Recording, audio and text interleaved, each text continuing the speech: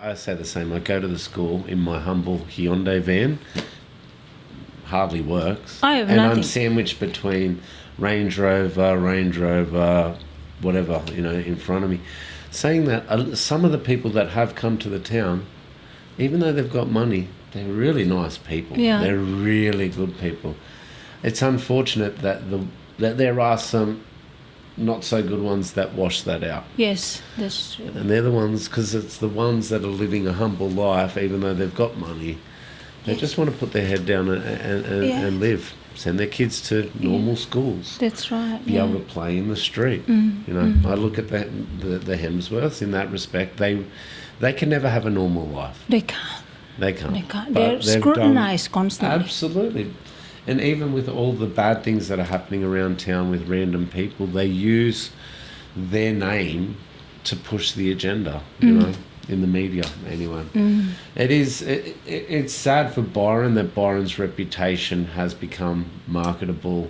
Very highly commercialized. But it also means something, that there is something special about this town. Yeah. Everyone wants to come. I wanted to come here because it's a nice town. Yes. If it was ugly, if we were in... It's just any other town. Yeah. There's plenty of beautiful towns, I think, from Yamba all the way up to the Gold Coast. There's lots of lovely spots. This is the most beautiful stretch. But who's to say that's not on the South Coast as well? And in down in parts out of Melbourne. That's true. Everywhere's changing. Yes, everywhere. But there, like you said, there is something here. Yeah. That pulls us and binds us together, and then there is this sense of humility. Yep. As well, that we all share as a common ground, especially the art. The art is what draws people and binds people together. Yeah, absolutely. I just remember the music. So before you take over, it was very mellow. Yeah. It was very hippie, very mellow, and so it wasn't. It was run in a different way as well. That. I think because there was no classes, teaching classes for students and stuff like that. So they would look for all the mentors who teaches something, and they list it in the website. Yeah, that's right. Yeah, you remember when you took over probably, and then and there was three wall. Then three wall closed down. It became Oceans of Rhythm. Yes, and that's gone too. Yeah. And now you're the only one left, which helps the community to maintain the character associated with music. We don't really have anywhere to go. We have to go to Malambing. We have to go to Banana, to Lismo, to get things if you don't have it. But if you're not here even, it would be a lot more difficult. And the classes really helpful because, you had the show at the... at the end of the year, sometimes you had a show with all the students, the teachers' performance, which is a very nice thing for a community. The idea with the business is that we put everything under one roof. That people can come in, and if they're looking for an instrument, they can look for an instrument. If they want the service to follow up, whether it's the maintenance or the tuition, I've developed over the years a good sense of who does what in the community, in music or in arts or entertainment, hospitality. And for me, if I can help facilitate someone's idea better by passing them on to someone else in the town that can help them better, that's going to come back around. Yes. It's the one thing that I think Byron Music has held on for 40 years, and predecessors Craig and Pip, the original owner, when speaking to him recently, it's a bit of a melting pot. Yes. Yes. And Byron, in a sense, has that bit of a melting pot for arts and industry workers. So whether they're musicians or a creative fine artist, visual artist, or film, any of the other more modern styles of art, even down to the concentration of people that lived here in this area because of Bluesfest, because of Splendour, because of Falls Festival. that gave 3 major events a year that these people could tack onto, and essentially that was their livelihood for a year. They might have done a Woodford or another couple in between, but we know someone mutually that certain event every year was their livelihood. It gave them X amount of income that would enable them to either leave through winter and travel, or to maintain some sort of normal life, not over establishing themselves with, big flashy houses and cars and stuff like that. The money was designed to live and give them a place and a purpose here and enjoy, the beauty of the place without struggling. Yes. And now these events are taken away, and a lot to do with post-COVID as well, I think. In my personal opinion, COVID slowed down the interaction that we would have with events, just general wine and dining, Yes. that sort of stuff. So I think there's a lot of measures, and Byron's really been a big catalyst for all that. Are we starting? Have we started? Yeah, we are. I think- Well, we just started like this randomly, but it's all. Yeah. This is Nick, by the way. Nick is the owner of Byron Music Shop in town, and of course is a big part of a community, because Nick has done a service for many over a decade that Nick's been here now. Yes, Yep. and I have been. It's a pleasure to have Nick, and the conversation is just very interesting, because Nick started the first Byron Guitar Festival, went really well, and then second time Nick attempted to do it, he got a lot of I guess I could just simply say not enough support, not from the community, but just bureaucratic stuff that makes it so difficult just to have something so beautiful. And it could actually go really well if it was. Placemaking in this town is very difficult. Sorry. Yeah, that's right. Placemaking in the town is very difficult. So we had the guitar festival, which we actually ran 3 times. Yes. And after the 3rd guitar festival was when COVID. Oh, it was 3 times. COVID came in, and we redesigned it as the Byron Music Festival. Yes. And that's when we brought back the first and the second event. The first event was right in the middle of COVID. We were fortunate enough that we were able to get the approvals in time to get the event across the line, and people were very much starving for interaction and socialising at that point, that the event was quite successful in an operations way. Yeah. Okay. It was very financially, they're very hard events to work, especially during those times, because again, yes, the bureaucrats, the different levels of plans and management, and the licenses and stuff that you need to operate, it's quite heavy. And maybe walking into it a little bit naive to the situation is always one thing. Yes. But the event was beautiful. It 2 days before Sydney went into lockdown, 1 week before Byron and the rest of New South Wales went into lockdown. Yes. And 4,000 people comfortably in Denning Park, having a great time. There was no issues for police. Yes. There was no issues surrounding it. It was a very, very peaceful event. It was such a beautiful event. The event itself was amazing, but to me, the biggest highlight of the event came the day after. Very tired, very weary, of how things were and all the rest. And I went and got a pizza with my dad. Yeah. And I was just sort of sitting there, sort of nodding off, waiting for a pizza to come out. And the guy came out, handed them to me, and he's like, "You take these. We just had the best weekend because of what the event brought to the town."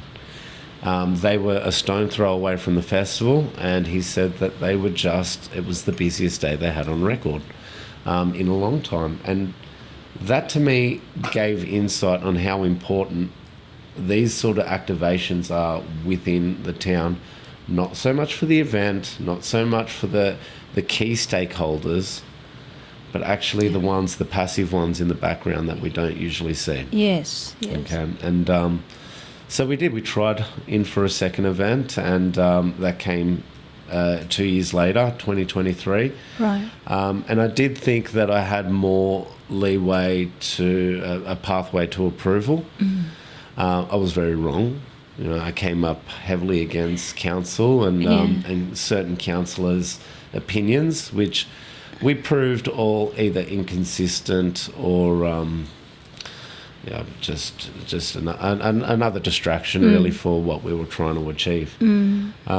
And the idea was that in our demise with the second event, because we didn't have a proper lead-in time, we were heavily scrutinised, and there were a lot of complexities around it. I really tried to advocate from then on that there was change within the way that placemaking, small events, medium events are looked at, and that the way that the town operates its plan of management on public spaces. It's one thing to take your event to a venue. Yes. And there's some great venues in town, but our venues only hold up to 1,000 people. There's not many venues either. And it doesn't enable that whole sense of community to come together. Yeah. You know, we are a bigger town than 1,000 people. Yeah. We are not a major town. Yeah. Byron relies on tourism. We need to now find these peaks that we once had, as in New Year's, Easter, Splendor period, and then all the other trade periods, and find a way that we can some way level the curve to get some sort of consistency happening, or create new pathways for that better event. Because music is a very different form of art to, let's say, film festivals or book writers festivals. When it's music, it's dance, everything. People, you don't have to be able to like dance, to just stand there and enjoy listening to the music. Where not everyone would like to listen to. Not everyone can sort of find the same ambience with music when they go to writers festival, let's say, or surf festivals. And so that's why I think that when it comes to music, I think somehow bureaucratic-wise, councils, whoever it is, can be helpful, should make it pave a way to make it easier for artists, for people like you who like you organize all the cancelled artists for Bluesfest this year, to put them in venues. And it's a great success, because what happened, look at all the local venues, benefits. And I thought, should we just do Bluesfest this way from now on? There's It's something incredibly to be said about successful. it. Yeah, there's something to be said about that energy in town. I mean, it's not taking, like, eventually Splendor get taken away from Byron, so the money goes as well. Not in. Of course, yeah. Niagara takes.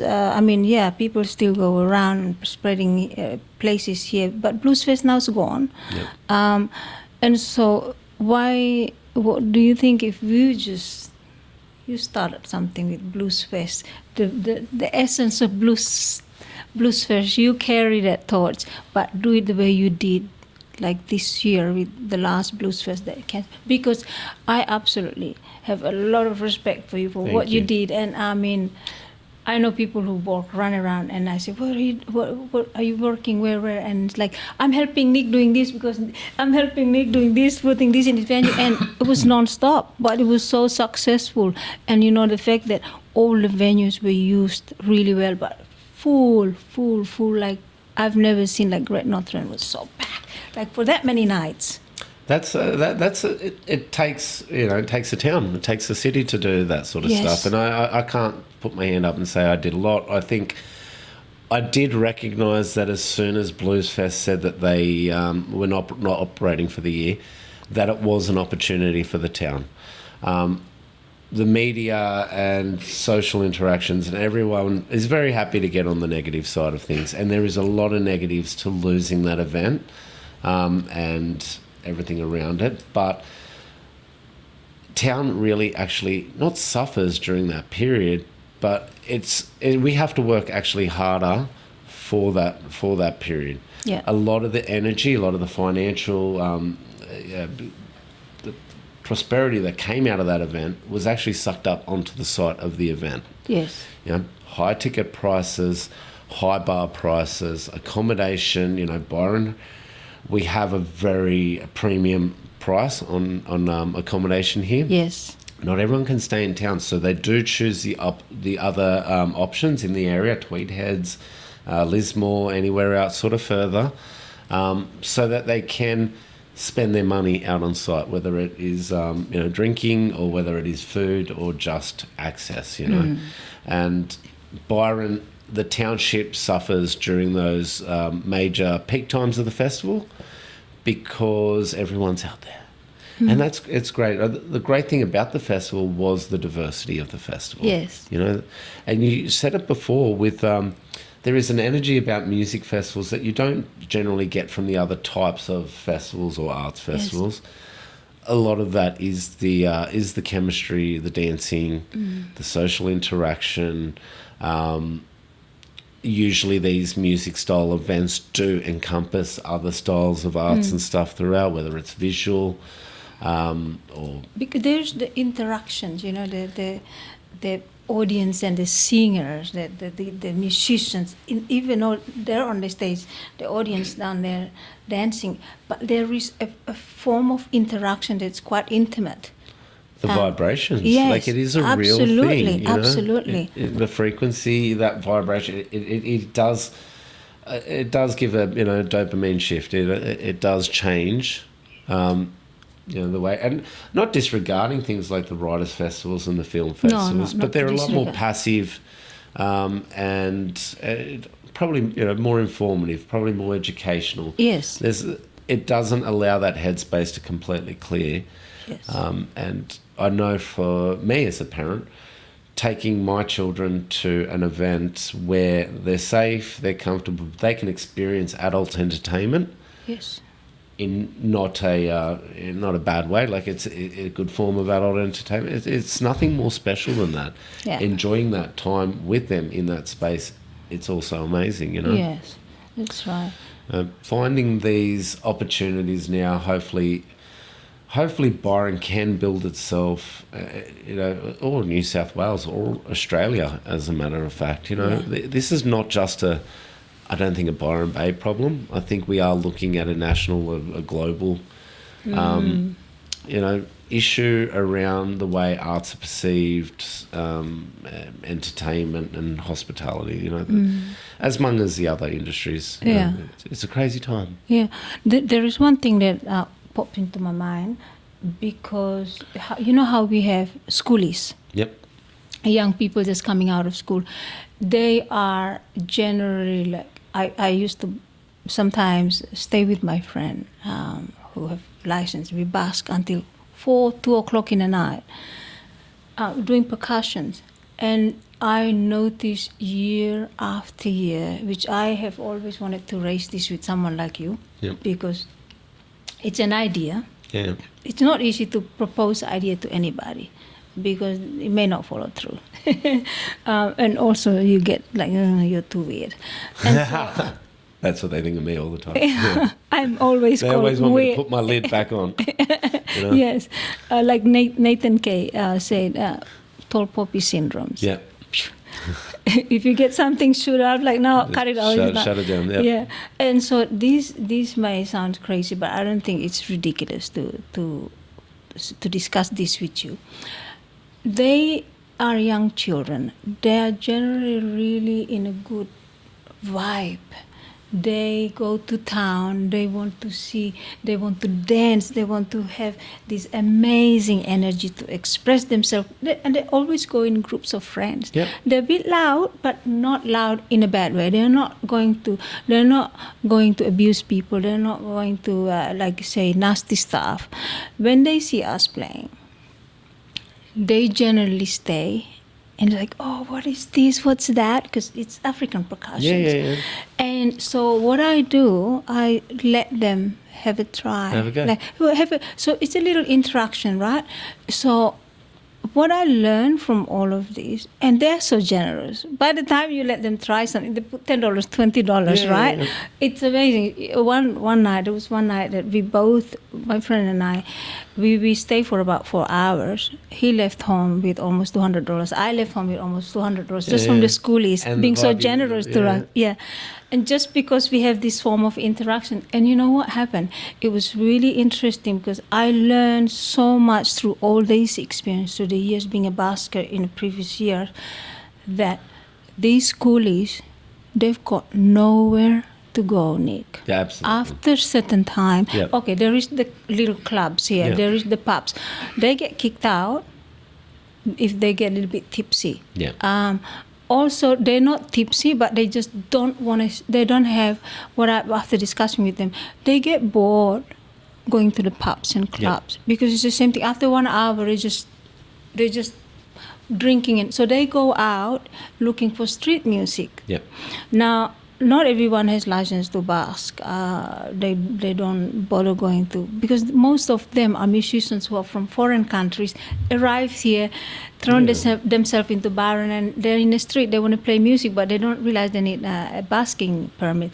So what I figure out is that they need some place to go, and I would love for someone with the experience of bureaucratic and dealing with business and venues like you who would understand, to create a venue. If I have money, this is what my dream is, to create a venue where you allow people to come after midnight. But the venue, you have a space like this where you can come and paint. Yep.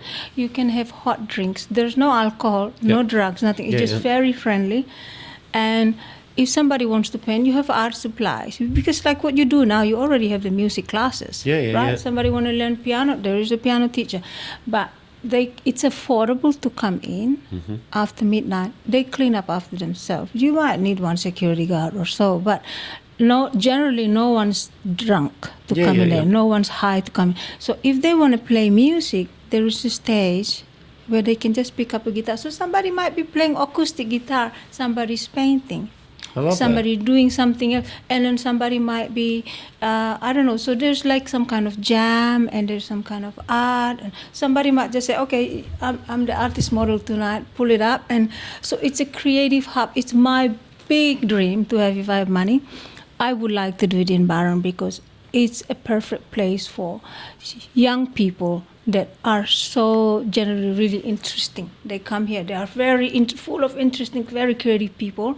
They want to be part of the art scene. And sometimes when I go to drum circle, people don't know how to drum. And they look at me, it's like, how do you do that? I say, come and drum. Like, but I don't know how to. I say, I don't care if you don't know how to, but I say, come and drum.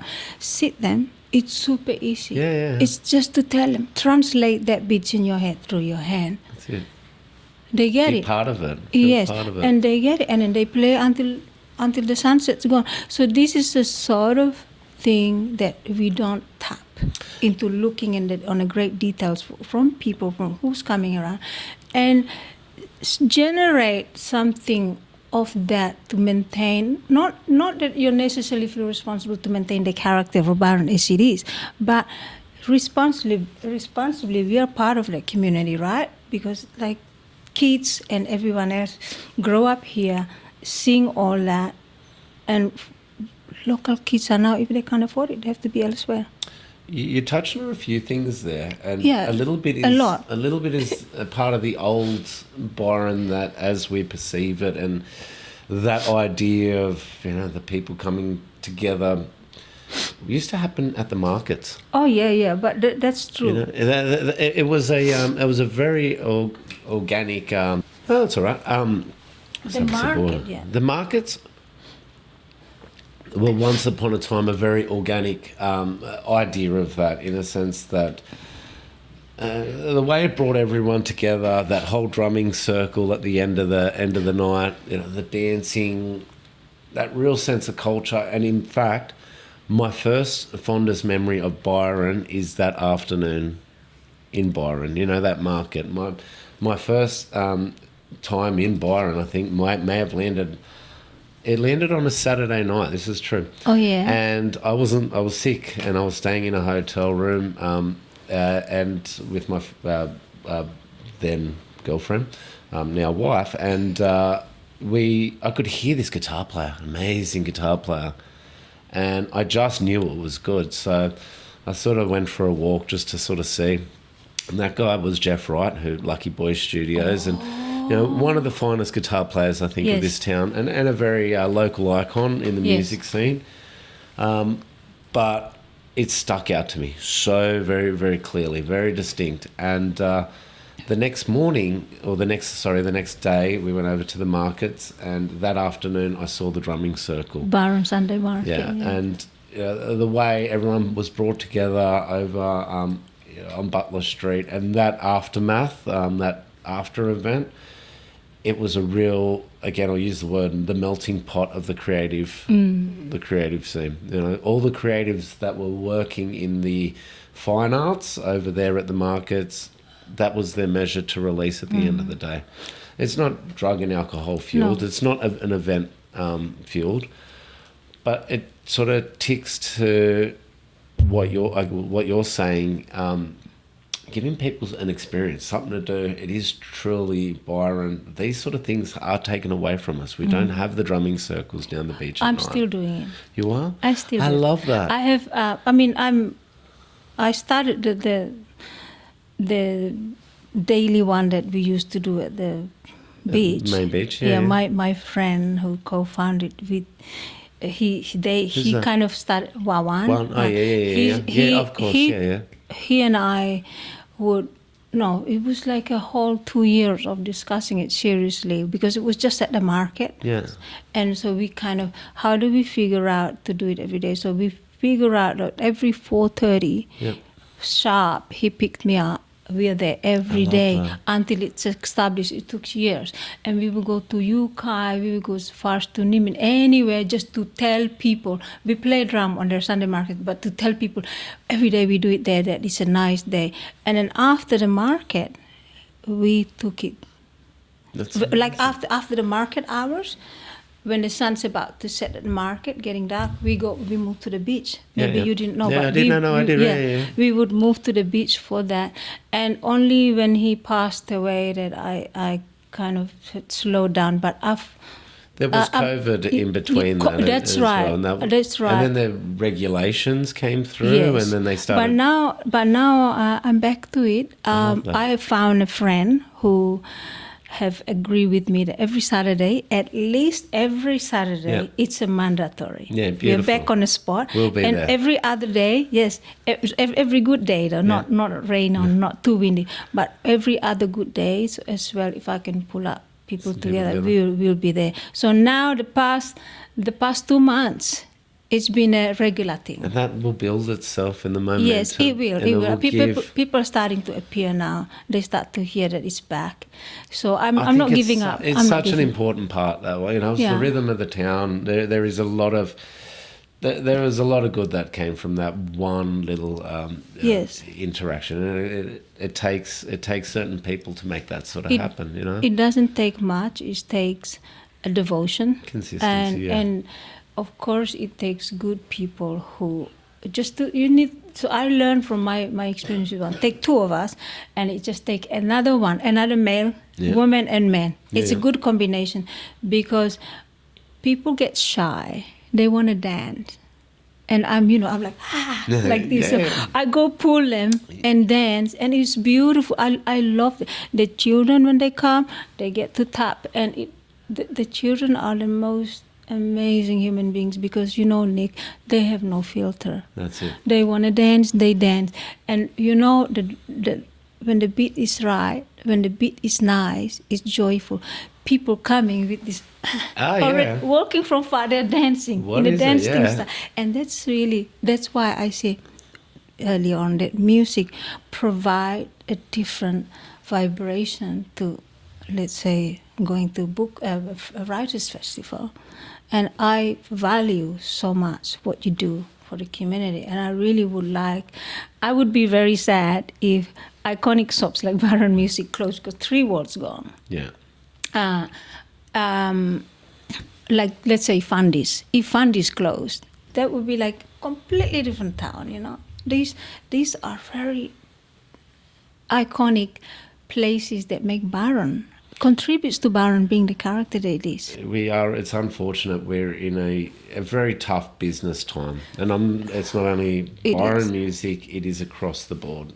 This is retail, any sort of consumer, goods, every industry seems like they're facing issues. And it is a tough time, and the only way that can be overcome is by people actually supporting the businesses. Like, we do our best to meet the needs and to basically provide the same services at the same cost as the bigger stores, but we don't have that buying power. And the way that business and retail is at the moment, the larger retailers, they're also the distributors as well. They have their own products. They've got sourcing capabilities overseas. They really dominate the scene, and especially what we're seeing in the global music industry market at the moment. There's a little bit of back push against that. One particular, the biggest brand in guitars, has come out pushing hard against other people that are essentially imitating their guitar design. And they thought it was a very strong way of putting out a cease and desist to all the small builders. This is our shape. We're going to maintain the integrity and the history of our brand and our shape, which I understand, brands. But in this sense here, when a design has become, I think, so common over so many years and all the rest, well, you can't sort of claim ownership to that anymore. It's already been sort of washed out, and people are looking at ways to develop, innovate, and make things a little bit better. Innovation, that's the thing, because staying stuck, people eventually get bored of the same. We are in a mindset these days that maybe we were able to sustain that attention on something for a lot longer. I find now these days my children and even maybe myself, like, we're almost living a life through a reel, where the next reel is only 30 seconds away, and it changes our course for the moment. Right now I've noticed that just so common to have the attention span of a fly. And it happens. I mean, it happens, but I'm really grateful that the friend that I invite here doesn't have this attention span, because we can hold a decent conversation and actually follow up on each other. Well, we're interested, we're engaged, and that works, And this is music. Yeah. So engaging, because you are obliged to train your mind, your emotions to engage. The moment you don't listen, you stop up. You hit the wrong note, and music doesn't lie, as we know. You hit the wrong note, everyone look at you. What the hell do you think you're doing? You can see that actually at the moment. If you look at historical patterns of chart-topping artists or chart-topping songs, or this stuff's all available through YouTube, where you can look over a decade or 100 years and see the evolution through the Beatles and Elvis and the swinging 60s, the 70s. If you look at the timelines of the artists that stayed at number one, you might have the Beatles that lasted through the 50s into the 60s with the push of Elvis and the Rolling Stones and all these great memorable bands that we know, right? And they sustain a pathway along there. But then you find really quickly, as we're getting more into these modern times, they're up, they're gone, they're up, they're down. They're less memorable. Is the music less memorable? I don't know. Is everyone's perceiving and I guess they're consuming music very differently to what they did a long time ago. There's not the album artwork. But you know that even though they're like the newer generation consuming music differently, I remember kids saying to me that my music was so expired because like How dare they. Elvis, of course, Elvis, the Beatles, and all that stuff. And I said to these kids, I say, you will be surprised by the time you grow up. You will be surprised. People like Cat Stevens, Bob Dylan, all these people are iconic and they're timeless. And then you will never regret listening to Leonard Cohen, blah, blah, blah, blah, blah. Of course, they don't believe it until Shrek comes. Yeah. They use it in soundtracks. I thought love was only true in fairy tales. No, once this comes, they say, oh, I love this song. I said, these are all classics. Yeah, absolutely. And of course, just to have the film industry, people, who knows music from those old times, put him into the films industry, a new version, a new rendition. And, it helps the kids. It becomes timeless piece. Everyone wants to moonwalk at the moment. Yes, yeah. This is how music, the being a language that transcends generations. I think we're lucky to live in a time with so much good music. Yes. Undiscovered artists, the internet, like, oh my God. It's great. It's blows amazing. my mind. I love not being able to think and the next song might come on. I go, oh, what was that? Yes. The radio had its place and purpose for that. And I do think streaming services in its way Yes. Has enabled this ability for us to create music and put it out there. Yes, we're on a slippery slope at the moment with AI. Yeah. But we've been on this slippery slope for quite a long time. Still GarageBand 20 years ago when that came out, there is AI within that, or not so much AI, but there was a sense of automation that you could create with the music just by clicking a button. Yes. Right? Making it easier. Yes. Making it easy is not so much a bad thing. I think it is making it lazy that becomes a bad thing. Oh, yes. Yeah. Easy for access, easy for distribution, easy for consuming. They're all great things. I think what's really worrying is that the artistic, creative process has just become lazy. Oh, yes. Yes. That is the danger to it because there are a lot of people who are now using AI, and one came to the podcast and we were discussing about those kind of laziness. Then who's the artist then? Yeah. If it's not you who's creating it, for sure. And things people buy because it's so perfected. Yeah. But is it perfect? Like, I don't find perfectionism actually hits where imperfectionism actually centers. Do you know what I mean? Like, the idea of art, we can't look at a photo, and photos are always the most beautiful thing because they're an exact simulation of real life. Yes. Not so much an artist myself, I wouldn't even say in that sense, but like a messy, some sort of abstract art and all the rest, it sends the mind to wonder differently, and that takes away from some of the laziness, I think, Yes. the laziness now of the consumer as well. They have to think a little bit harder to understand. And this is where like you say, when there's imperfection, we make mistakes as we play along.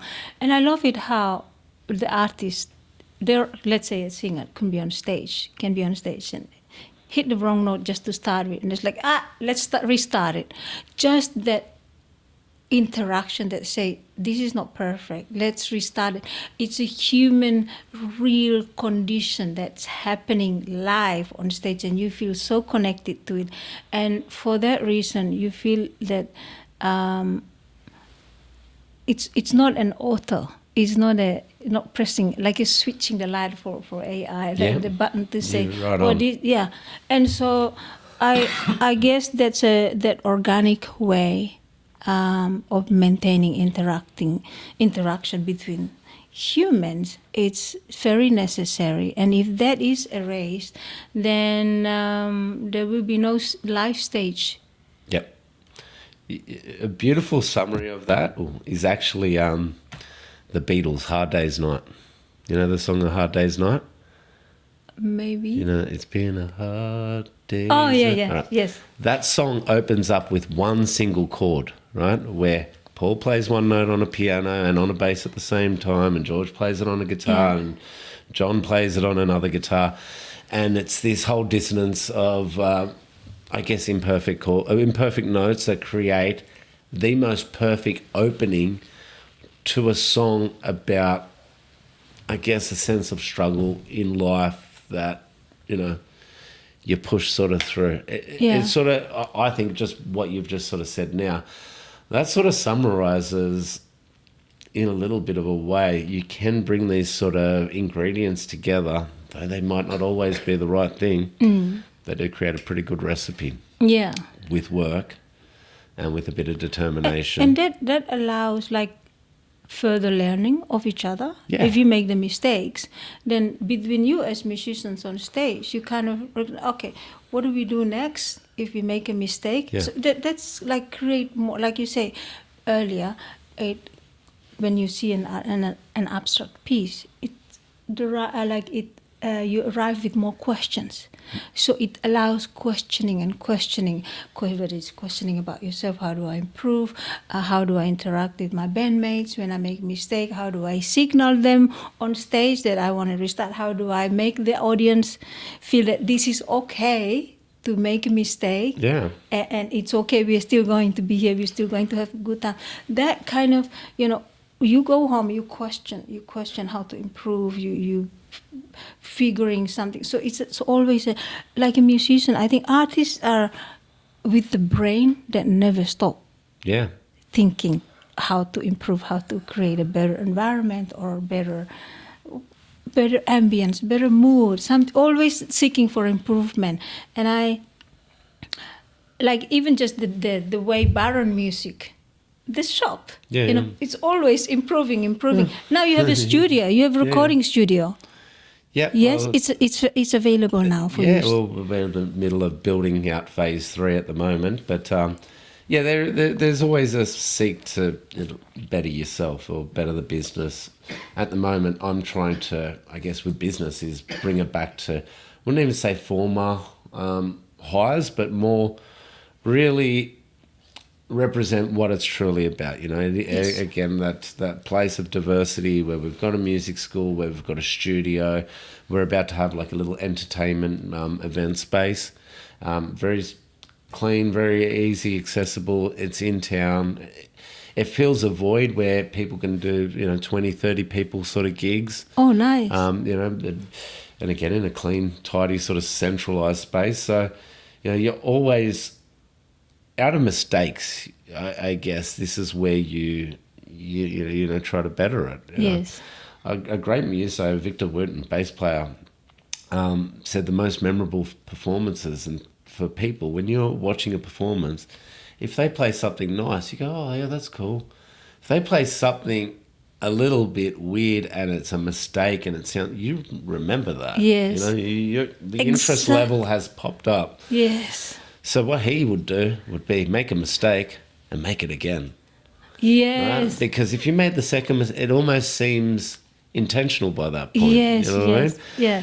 And that's every musician, like the professional ones, they always mention if you make a mistake, repeat it twice to 3 times, then people think that it's meant to be. Yeah, I love that. Yes. And it's a great way, and I think that's how even the fine arts have evolved, Yes.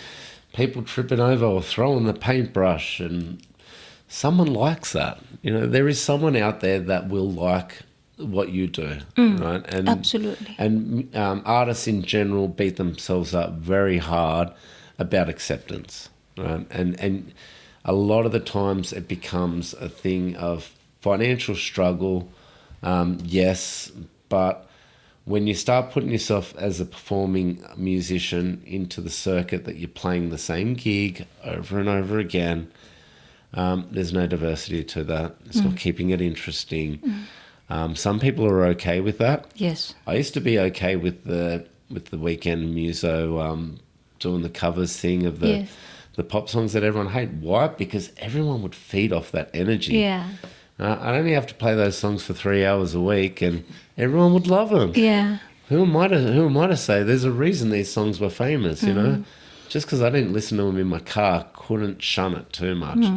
So, and I think musos get themselves stuck in a little bit of the poor me, a little bit less willingness and drive and motivation. That's probably how we all landed in this industry. Talking about diversity, can I share with you an experience that might be useful? Yeah, for your, love it. Because you said there's going to be a musical venue for holds about 30 people. Yeah. You know the open mic at the used to be a Buddha Bar, the brewery. What's it called now? The beer garden, something beer garden, beer garden. Yeah, art factory. Because before there was Buddha Bar, and there was the Buddha Bar open mic bar, and the back for music, and then there is the art factory. Three separate. It was. And so and of course, inside the Buddha Bar, we used to hold an event called, there's a beautiful lady called Una. She used to hold a love club and poetry, music and stuff. And I used to perform there. But at the open mic Buddha Bar, I used to perform there as well. And one thing that I learned from those 3 events and being in Byron, when you mentioned diversity, you know, a lot of people there are from overseas, right? Or people staying at the art factory, young people. And you've got to understand, people who come from different places, they go to exotic, different cultures. They want to see something different.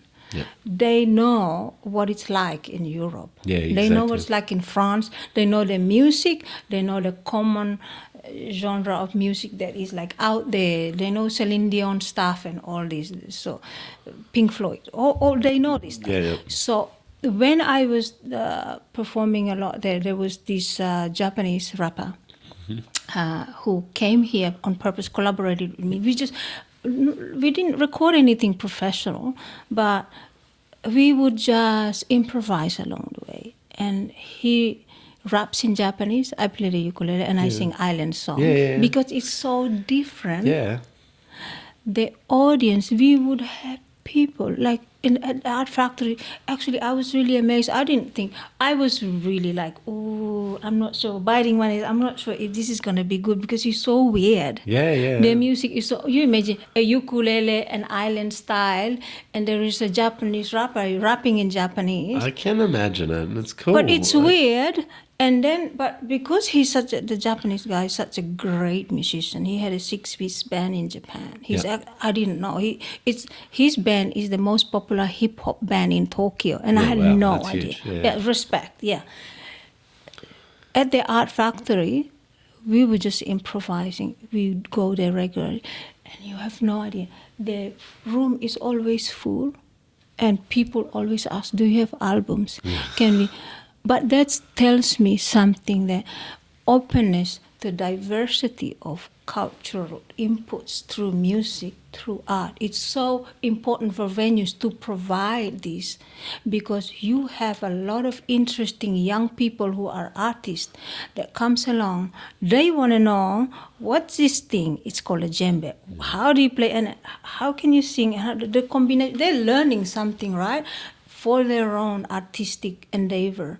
And so if they can absorb from here and there, and there is a venue that provides, that opens to all artists like this, man, it's incredible. It's going to be so incredible if you allow this sort of thing, because you have it all in Byron. You have all these people pay, people want their time to be spent. Yeah, absolutely. And people like come that. to Byron, these travellers are there. This is almost their downtime, their cultural sort of They feed off the energy because outside of that, they've got to go spend 88 days on a farm in the middle of nowhere. Exactly. And they experience the real Australian, Yes. see a kangaroo and get to pat a koala along Yes. the way too, which is lovely. But there's something to be said about the Arts Factory in terms of this town's history and the way it has developed and these quintessential Byron Bay feelings and stuff. Like, that has been, I think, the ultimate hub for a lot of this stuff over the years, you know. Yeah. And Decades. again, with its own with its own struggles and its own higher times as well. You know, it's had its changes. Yes. The core essence of the place is very much there. A lot of change maybe within that place, because we've seen some of it with some of the work we've done there, just comes along with litigation as well, you know.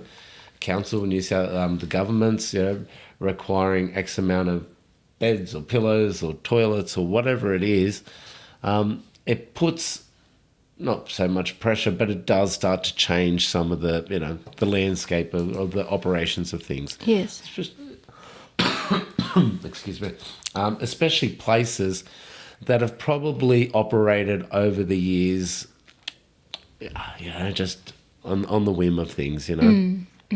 But it does give a sense of that culture and everything within. You know, I love the energy of just being out in the Arts Factory and done a lot of work and stuff over on those grounds. And there is, I think, those that travel and get to experience that, it's probably one thing that they would, a core memory for them is being in that place. You know, and some of the identities that came through there, you know, Cockatoo Paul. You know, there's been some, rest his soul, but there's been some really amazing people that have put Byron on the map. Yes. You know, and humbly, you know, just because they love the place or they love what they do or they love what they share, you know. These are important things, and holding on to some of those treasures. You can't hold on to everything forever, you know. People do need to change themselves, or things come and go, however that may seem. You do wish a town well and to maintain, I guess, that sense of identity. But I think we're seeing this as a shift worldwide. You know, the little town I grew up in is full of traffic lights. You know, it's a country town in the middle of nowhere, and it's almost got a city-ish vibe. There is more money within that region than probably most suburbs in the city. You know, and there's an element of change that is always happening, and I just think certain things are expediting a lot quicker.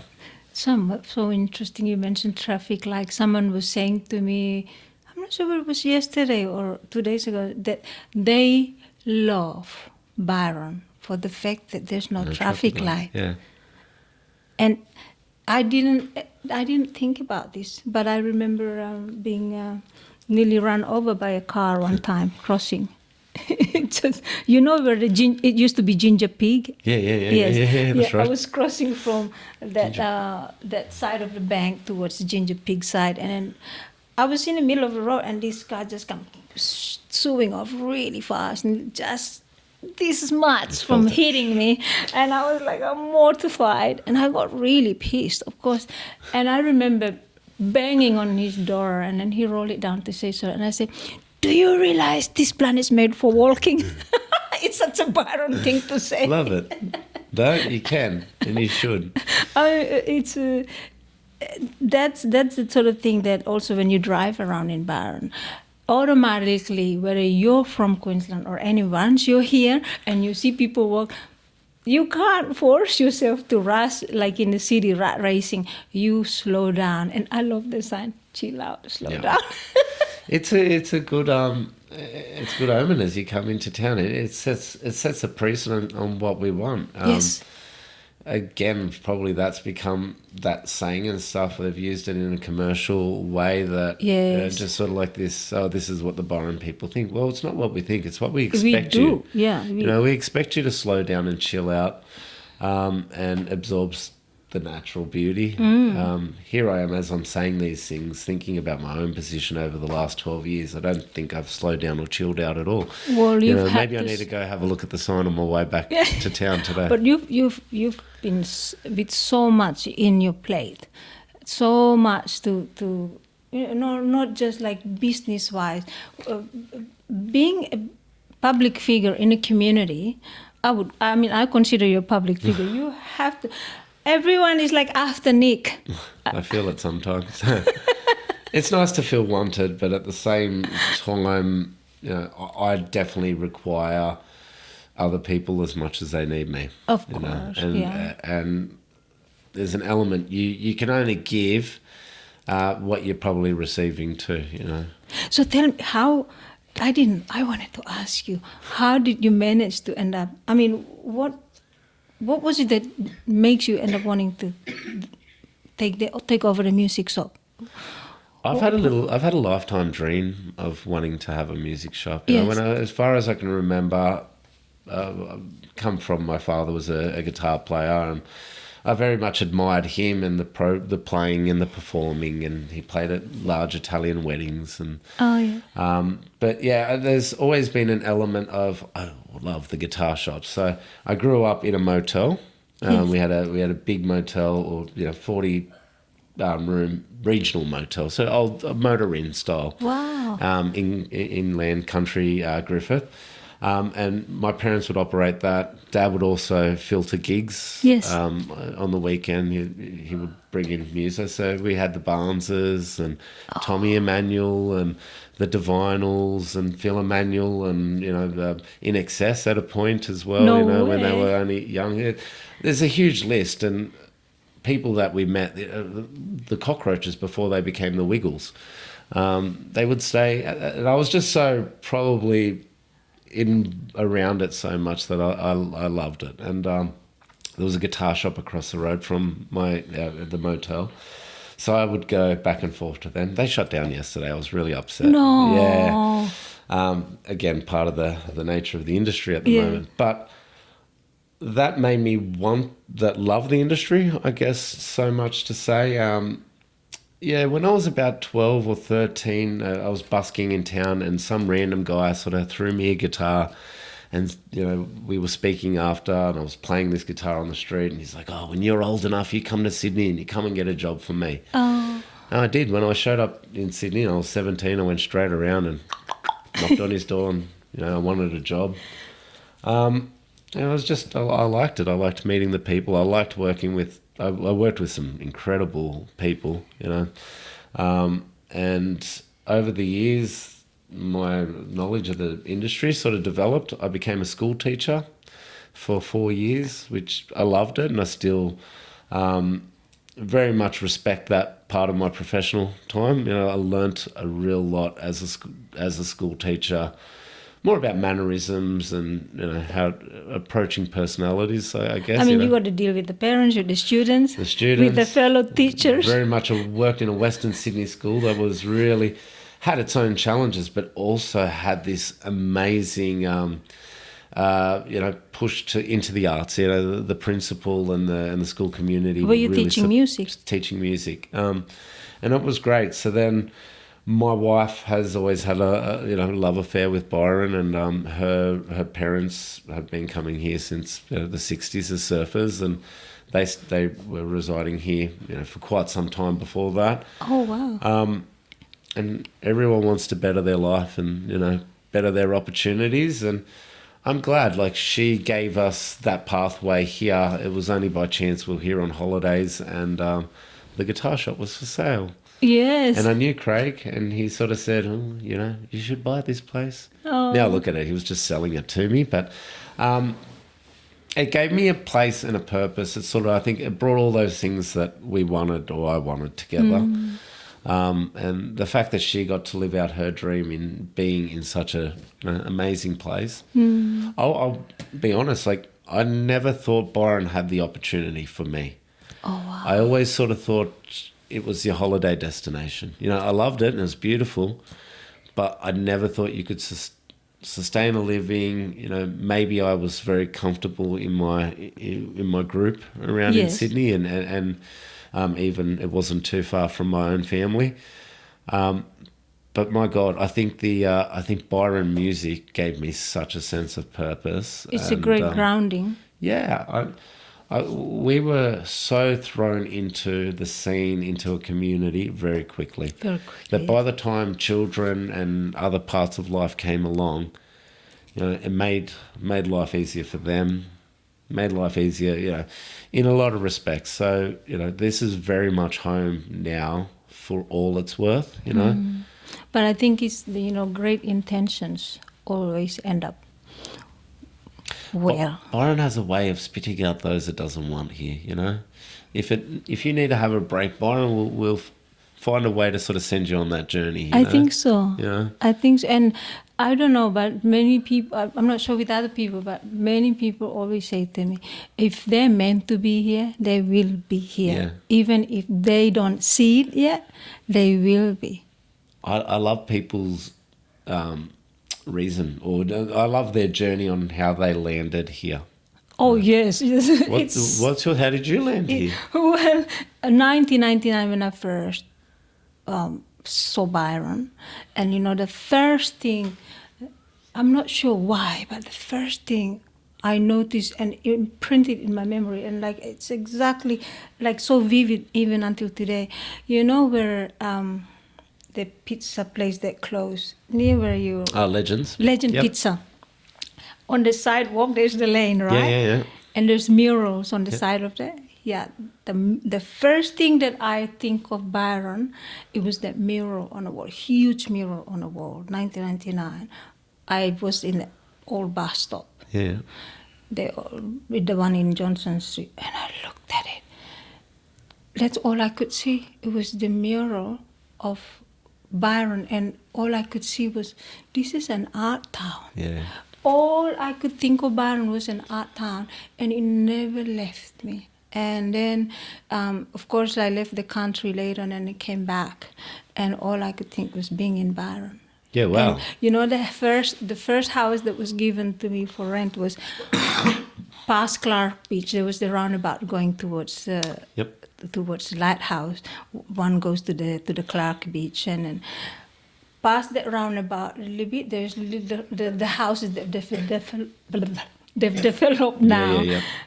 Huge houses, but there was a little small white house on the right side, past the roundabout, up the little hill going towards there, and it was for $110 or $115 a week. Oh. I go, that was the rent that Nick, a whole house with front yard, backyard. I didn't end up moving there, but it was an incredible. That is so amazing.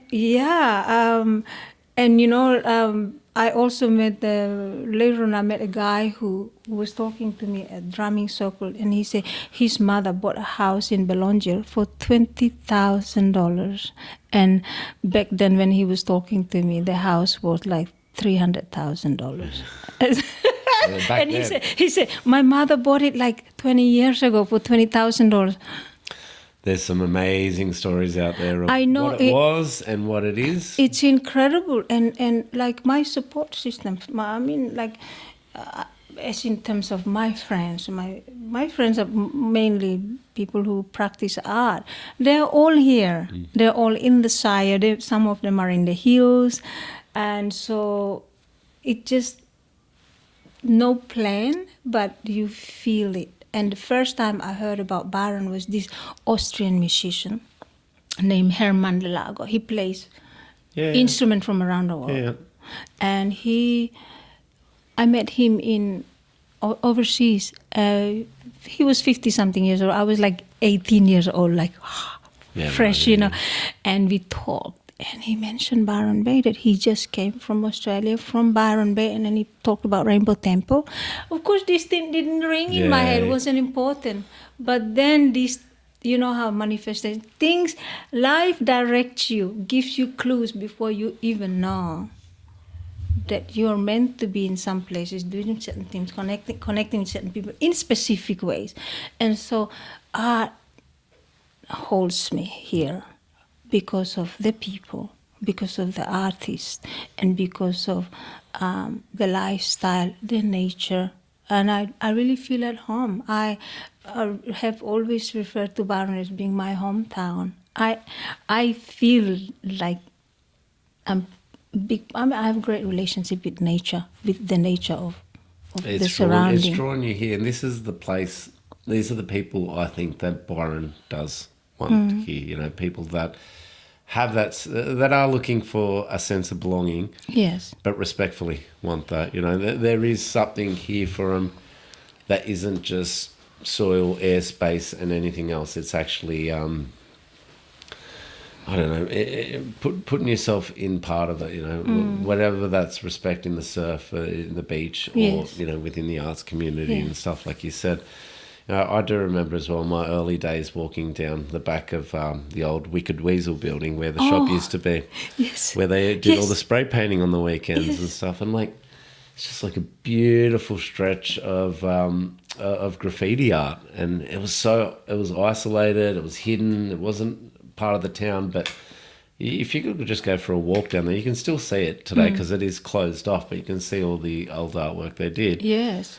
It was amazing. It was beautiful. It gave so much colour and, you know, a little bit of that renegade feeling as well. There was so many elements of that, you know, you do want to see, you know, public art and public placemaking and all these things just be accepted. It's it's also a sense of freedom that you interpret from all the artworks, from all the street musicians. You resonate with the sense of freedom that they are projecting out there, whether it's through the murals or through someone singing whatever language in the street or playing whatever instruments on the street or on a stage in Byron. And somehow you feel less worried about yourself. You become less judgmental about anybody, and become very open. So in a sense, I kind of feel that I could be anywhere, I could survive, but that's not the point. Can I really enjoy waking up in the morning and know, like, I'm in Byron, I'm waking up in my home where I like to be, where my friends are, where I'm just really filled with gratitude, and really like Guy from Rainbow Temple said, gratitude is the attitude. Yep. You apply that here, whether you like it or not, you feel that, and I think that then, you know, go back to, this is maybe why Byron isn't just any other place. It is Byron. I mean, the name itself. Oh, absolutely.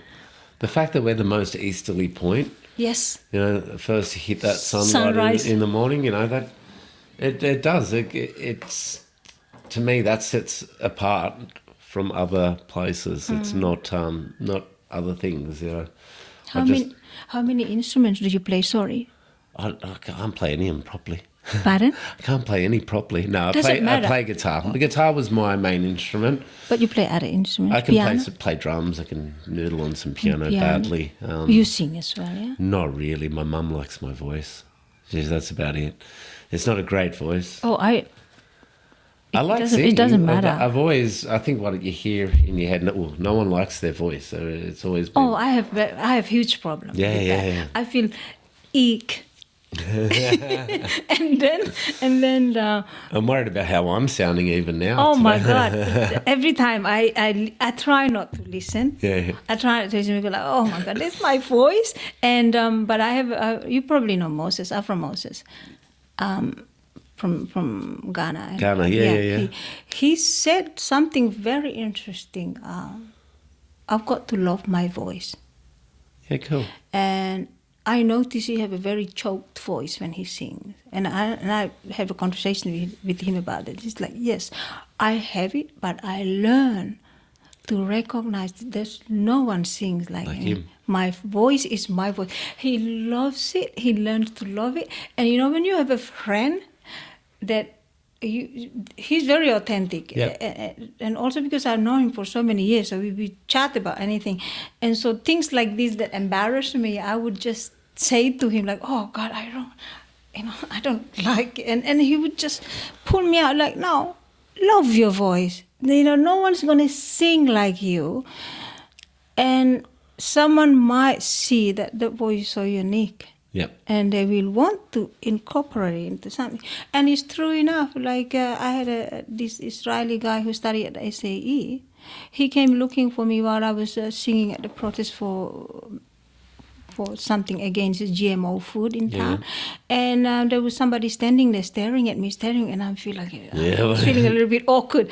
And then at the end of the show, he said, "Oh, I've been referred to come to ask you to talk with you because I would like you to sing in my album." Oh wow, that's amazing. And because he needed a specific voice.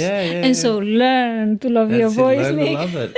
It's a true thing. And I'm not a professional singer, but it's true. There's someone out there that will like it. Like I said, I think mine. And by the way, Lulong, Lulong has this picture.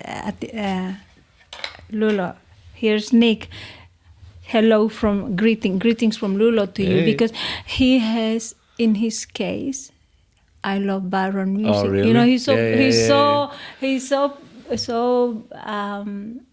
I think it's a treasure. That sticker is a treasure for him, because every now and then he'd send me the photo with "I love Byron music" of his suitcase. I love that. That is amazing. I mean, it's really fantastic, and I would love for Lula to come to the. I initiated to him that Nick's making the guitar festivals events and so, and I would love for Nick to invite us to come. Like, Nick, I would love to. I mean, this is the sort of artist that, he has huge fan base in Australia for 13 years. Yeah. And then he stopped coming, and it's just difficult to find a sponsor. It's hard to do that. Promoters are very shy at the moment doing that, and the cost to fly, the cost to bring them over, the venue set up. But then you've got to charge the end user for the ticket. Exactly. And once the money exceeds what you and I would, like they're worth $1 million, these artists, to go watch them and play. Right. They're some of them are just beyond phenomenal, and the amount they've invested in themselves over the years. But the way we are adapted at the moment, a $20 ticket takes away $20 meal during the week. And that's true. And people are sort of seeing, especially during that fuel crisis recently, ticket sales went to zero. As soon as fuel went up to where it did, certain discretionary spending people would still spend it on, but music and luxury goods, off. That was straight away. Yeah. And by luxury goods, I mean the things that you and I just want to, because whether it's the camera or whether it's a computer or an instrument or whatever, it was put on the wood later. Yeah. So it's sad to think that at the moment that these artists, their livelihoods, their ability to perform and to travel and to do that, well, it's so suppressed by the promoter's ability to bring them over. And like Lula is one of the really amazing, humble artists, because he also he finds the local artists and collaborate with them. He's very inclusive, you see. Yeah. And that's one of the nicest thing to see an artist so up there, but never put themselves like, oh, I'm too good to play with you. I think this is the thing of world music. The reason world music and different cultural music outside of the pop market, it is really inclusive. It's very diverse. Yes. You mentioned Afro before, like Moses. They, it's very much a Ghana, an Afro style of music, but there is a lot of incorporation of other flavors, and it's because they're so well traveled. Paul Simon did the Graceland, thing, and drew all the influences he could from that, and definitely at a period and at a point gave real hype and relevance to African music. And I just there's something to be said about world music, how because we're so maybe cross-continental these days, we get around. Yes. That infusion of that sort of stuff, Ochre, Bullhorn, all those bands that have come through Byron, Yes. that have a combination of Islander, the different Islander style musics, as the Afrikaans and all that. It's a great little mix, and I think a lot of that again comes down to Byron having that space. These travellers, musos, usually come over individually. And music being such a share plate of an experience, you generally will find the Brazilian and the Israeli muso and the Australian muso syncing something crazy together. Yes, I've seen some at the Bluesfest, exactly Brazilian and Israeli put together. It's amazing. It makes for an awesome Very recipe. tight. I think we're lucky here that you got that platform and that culture that it's accepted. Yes, and when you did the music school, what does it inspire? What did you start to see that caused you to sort of like, I need to do this? I prefer to sell a guitar to a beginner than an experienced person, and the reason being is I do see the way music or an instrument can give people a sense of purpose, especially for a child, like the misfit or the socially not included child, or the kid with neurological disadvantages or disabilities.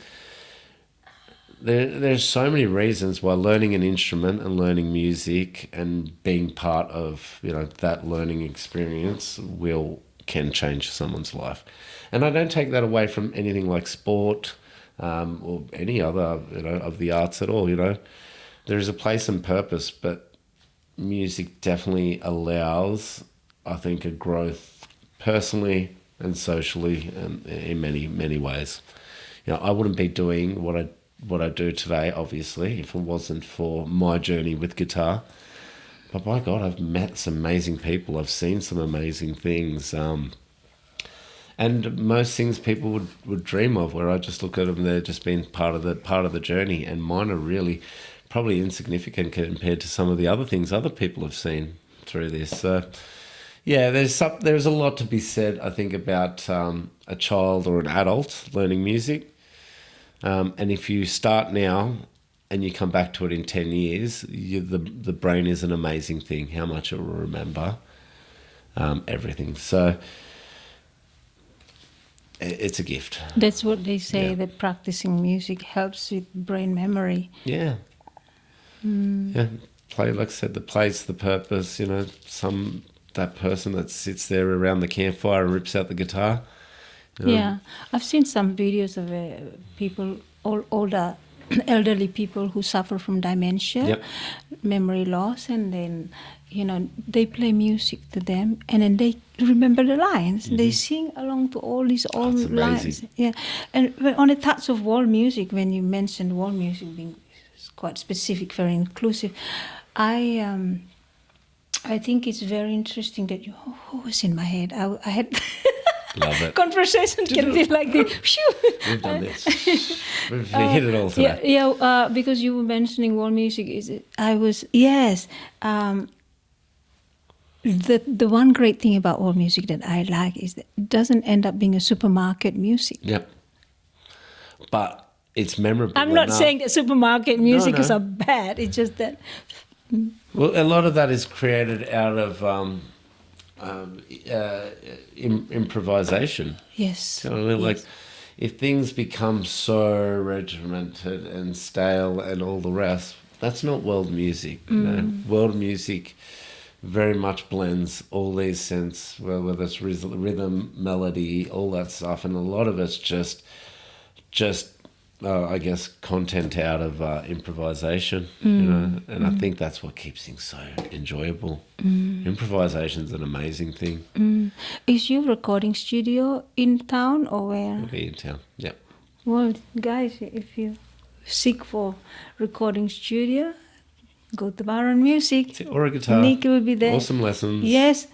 piano lessons, guitar lessons. What other lessons? Bass, Drums, guitar, bit of drum, ukulele, flute. ukulele as well.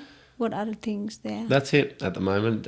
Again, there's a lot of musos that have left the area, so we struggle to find the saxophone teachers and the string instrument teachers and stuff like we once had. The schools very much have great supportive programs and really cool stuff going off there, but we are very much maybe more of the popular music hub. But the idea with the studio is that we revisit that, almost the chess records, the US idea where you could just come in off the street, come in for a couple of hours, lay down a track, we'll let you leave with it.